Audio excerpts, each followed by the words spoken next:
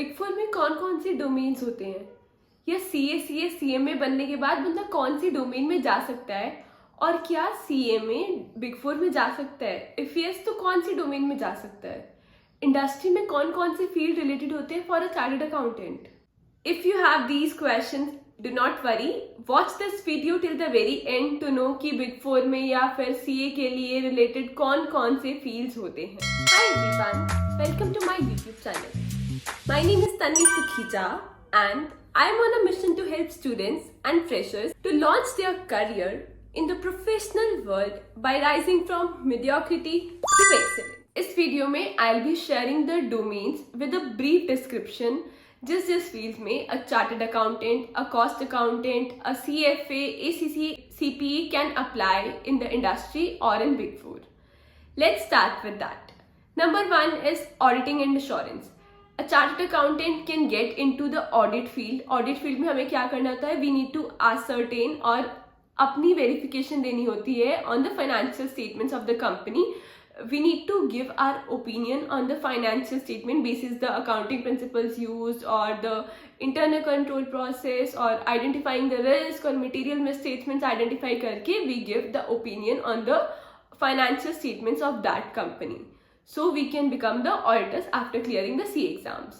Number 2 is risk management and internal control. इसमें कोई भी जा सकता है, कोई भी professional, CA, CS, CPA, CFA, CMA कोई भी जा सकता है।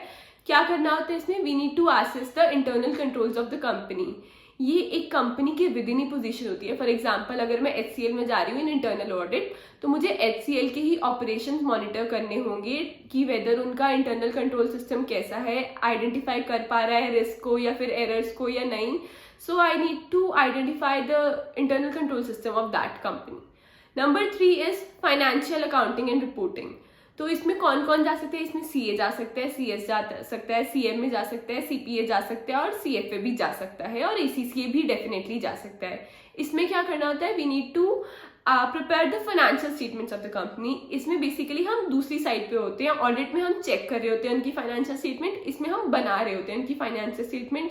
उसमें अच्छे से हमें प्रेजेंट करना होता है, नोट्स बनाने होते हैं और अकाउंटिंग प्रिंसिपल्स को पूरा कंप्लाई करना होता है। उसी बेसिस पे हमें अपनी फाइनेंशियल स्टेटमेंट्स में रिपोर्ट करनी होती है। This is what we do in financial accounting and reporting.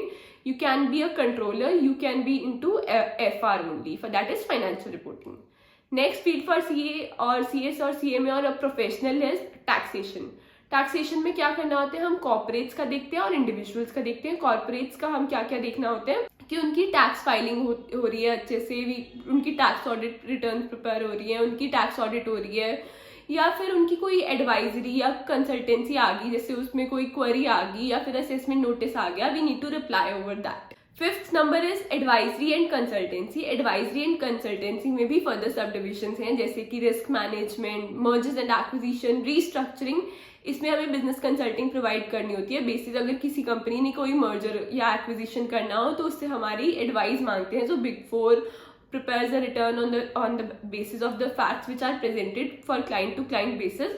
अगर उसने कोई मर्जर करना है या फिर अपनी रीस्ट्रक्चरिंग करनी है, कैपिटल रीस्ट्रक्चरिंग करनी है, या फिर कोई डिविजन सेल करनी है, डाइवेस्टमेंट करनी है, इन्वेस्टमेंट करनी है, तो उन सब बेसिस पे हम उसकी रिपोर्ट बना के देते हैं।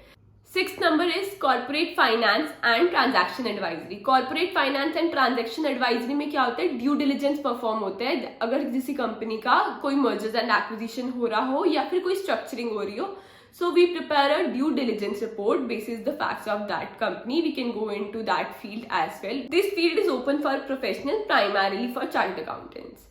And the last field is management accounting and cost control. This field is open primarily for a cost accountant and a chartered accountant, in which they perform the cost control analysis, budgetary control prepare होते हैं, उनकी cost drivers analysis होता है, उनकी profitability ratios define करते हैं, and they prepare the budgets basis on the forecasting of the cost data.